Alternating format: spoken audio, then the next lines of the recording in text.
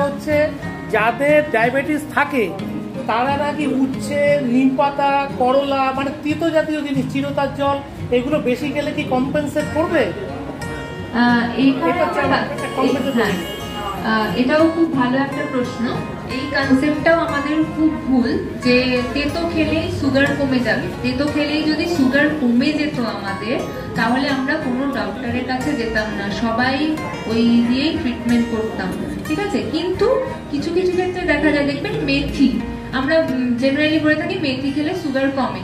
এটা কিন্তু wrong concept নয়, এটা একটা কনসেপ্টের মধ্যেই। কিন্তু আমি যদি সারাদিনে 25 গ্রাম, এর থেকে বেশি হয়তো কেউ আর মেথি খেতে পারবেন না আপনারা, ঠিক আছে। যদি 25 গ্রামই মেথি খাই, সেটা হয়তো আমার সুগার লেভেলকে 10% কমাতে পারবে, 100% নয়। তো তার জন্য আমাকে ওষুধের ওপর আর খাবারের ওপরেই বেস করতে হবে। তো সেই জন্য এই রং কনসেপ্টে থাকবে।